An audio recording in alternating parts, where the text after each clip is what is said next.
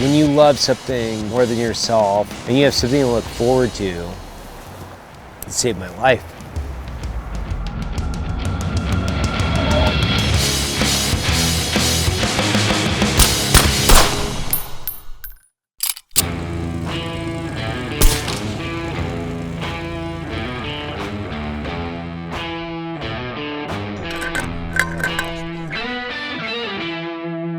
Stanley, Idaho, there's no better place in America to kind of be. I would literally say that right now. This place is probably one of the most epic, scenic airfields in America. This is incredible, man. We're gonna do 5 days on the river, the Middle Fork of the Salmon.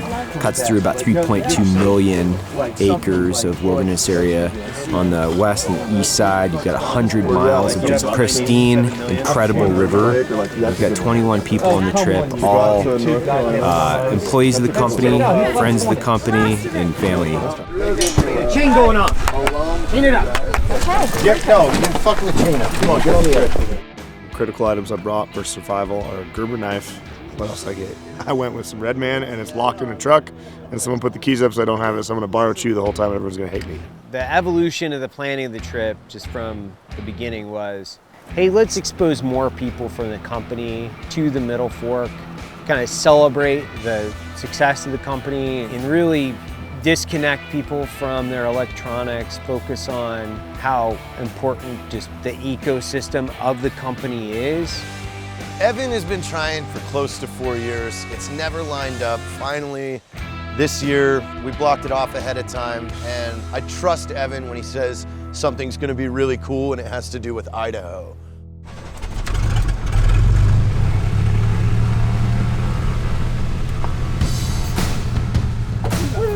I was like, what?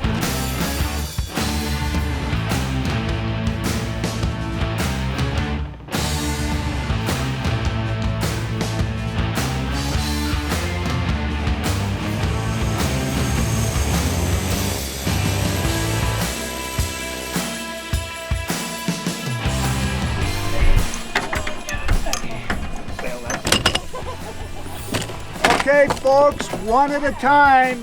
Welcome to Fantasy Island! All right, just finished leg 1 of the trip. Just got off these puddle jumpers. Everybody made time.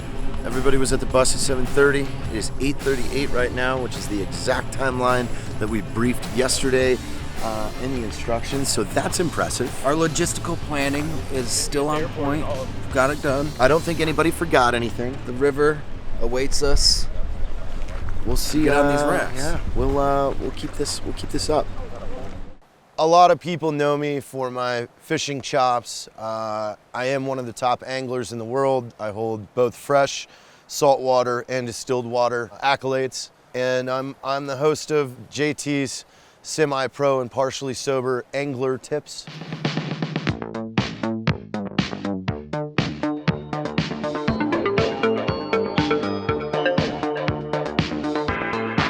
You might have seen it, you might not.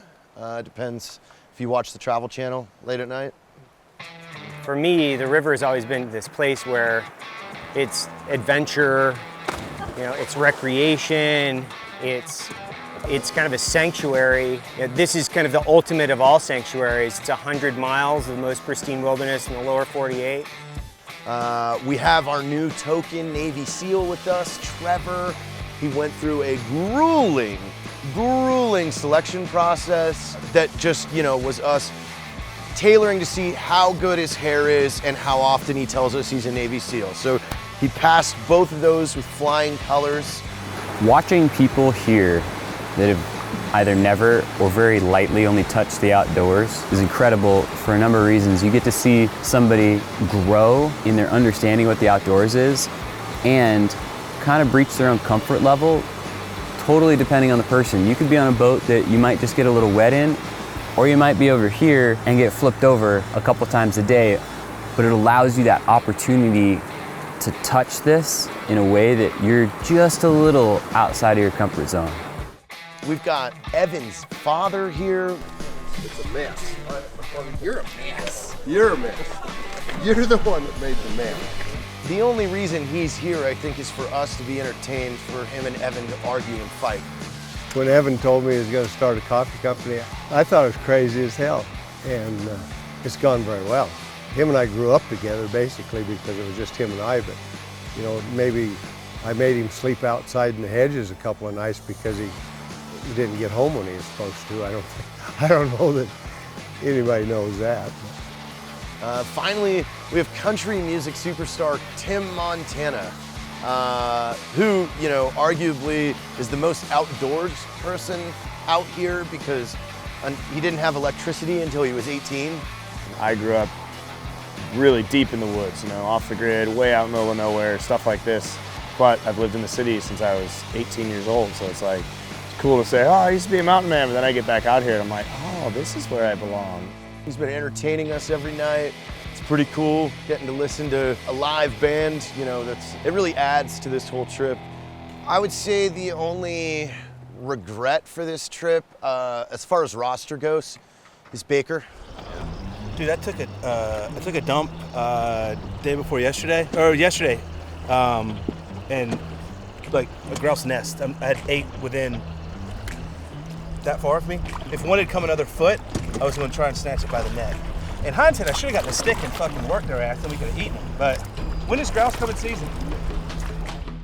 We tried to give him a different set of dates, but it didn't work. He saw one of our itineraries and just bought his own plane ticket and made sure that he was pinned to somebody's shoulder that he knew was going, and that's kind of how he got on this trip. JT, do you know how to eddy out? Huh? Do you know how to eddy out? I don't know what that means. I was taught yesterday by Evan. Oh, okay. Enter at 45 degrees, spin around, exit at 45 degrees, upstream. That's how you eddy out. Baker's talking again. It's a shame he hasn't drowned yet. We're still trying to figure out a way to drown him, make it look like an accident. Hopefully we're successful. You know, we're putting that hope to the world too. We want to do you guys a favor. If we could just get rid of Baker, that would do us pretty good. We call it ducky chicken. So you intertwine arms, head down the rapid, let the river take you where it's gonna take you, and the first one to let go, that leaves the chicken. So far, no one's let go. But we're hoping for a little carnage.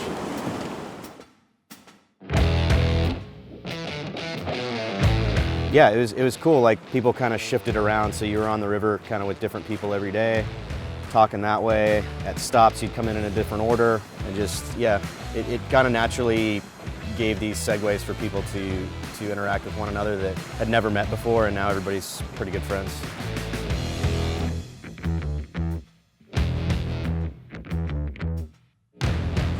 Oh, it's amazing. No place like it. River's got a little bit of everything, you know? Sun, water, tranquility, scenery, food.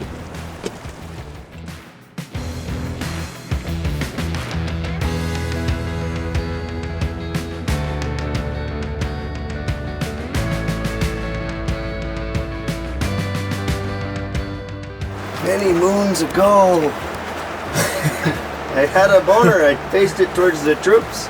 They turned around and I said, you know, fuck pregnant woman, I fuck dog 900 times. It's my interpretation. We should all interpret it. I feel like that's accurate. I mean, Tim Montana just like burned the house down. It's only day 2. Like, he came out with a song that he wrote like 10 minutes ago that is like the greatest song as an ode to Idaho. We stopped at this campsite and they told us about this lady, Daisy Tappan, who lived up here for years, broke horses, and just lived out in the middle of nowhere where you could only access this by boat, airplane, or trails and horseback riding. So I went to the cabin and I started reading about her, and I just, in my brain, popped in Daisy Tappan cabin. Daisy Tappan had a cabin in the woods in the middle of the Middle Fork. And it just started pinging around my brain, like bouncing around. And being a songwriter, it was pretty obvious that I needed to like run to the tent and write this song.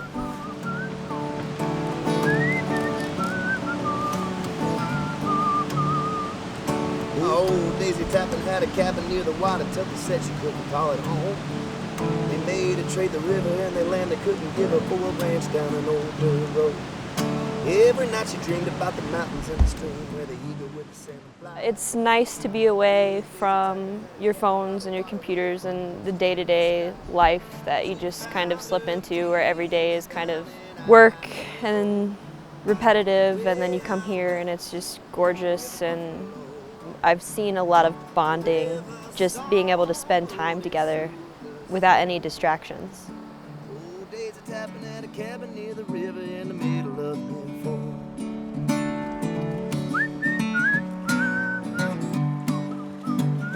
Gotta have the whistle right.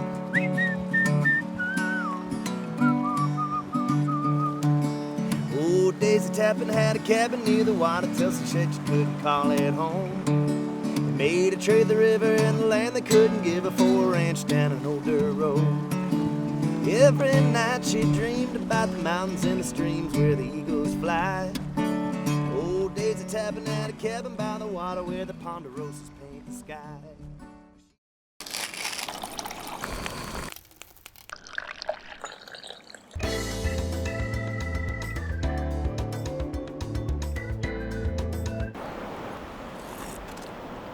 A little bit of black coffee for our whitewater adventure. 2 days left on the salmon. Doesn't get any better than this.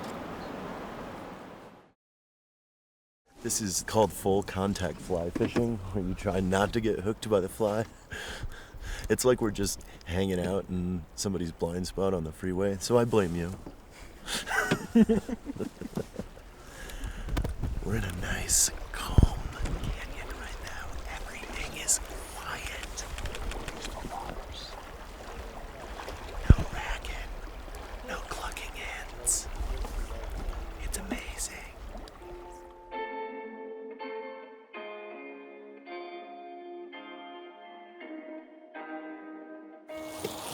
You know, great coffee always makes the experience of great places even better. So it's kind of an exponential effect, right? So you hand grind something like this. You know, this is gunship on a boat in the middle of the Middle Fork. It's gonna be a great cup of coffee. But what makes it is, you know, look at the company, right? Look at these guys. Look at that hot wife back there, just ready to pounce on me like a big old puma. She's either looking at me like that or Neil, I'm not sure. But 50-50, to be honest with you. Either way, she looks happy, so she's happy, I'm happy. And because it is river water, we're just gonna bring it to a rolling boil. Kills off all the little beasties, you know? This isn't the best pour over device. It looks like, what are those things that women use? A diaphragm. It looks like a coffee diaphragm. And that is that. Just under boiling, river water, gunship, and that will be almost perfect.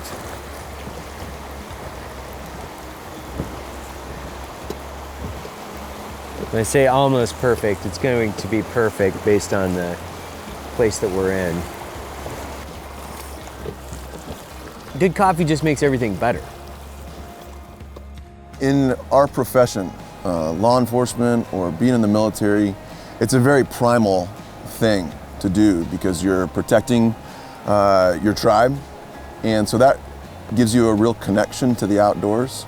And I think that's what really draws us there, is that it's a connection to our primal selves and an understanding of where we fit in the world as a whole.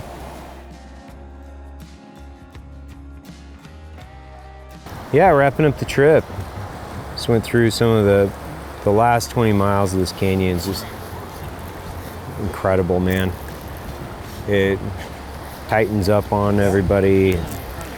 Water flows are nice. Deep green in the water, big boulders.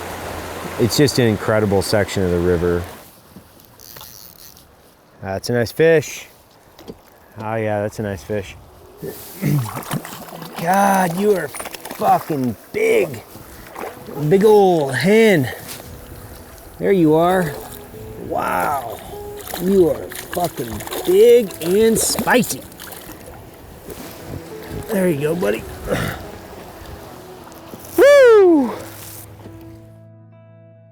When I first came to this river, it was 2012, was my last trip from Afghanistan. And I spent 3 months out here hoisting coolers, rowing boats. That's all I did. It took about 3 weeks, I think, before I was like completely immersed in what was going on. And I'd kind of just forgotten about Afghanistan. I'd forgotten about Iraq. And I was cleaning coolers, looking up the mountains that I typically would look up at and say, where's the threat coming from? And I shifted from where's the threat coming from to that's amazing, that's beautiful.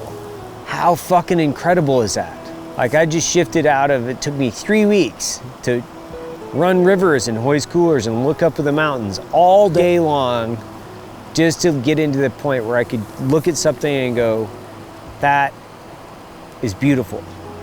And I would just kind of baptize myself. And I did it over and over and over again for years.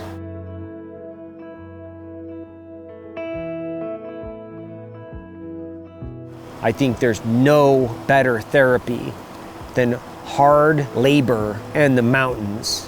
You have no ability to think about anything else other than running a rapid. Your mind can't really wander to too many dark corridors. You just work. So for me to be able to share this with the company is, it's an incredible honor. It's an incredible honor.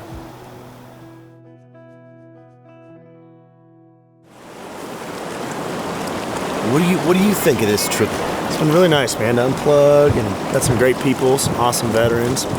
Just enjoying a really pristine, beautiful part of this country. As we're making content for social media to tell them to do so, get off your phones.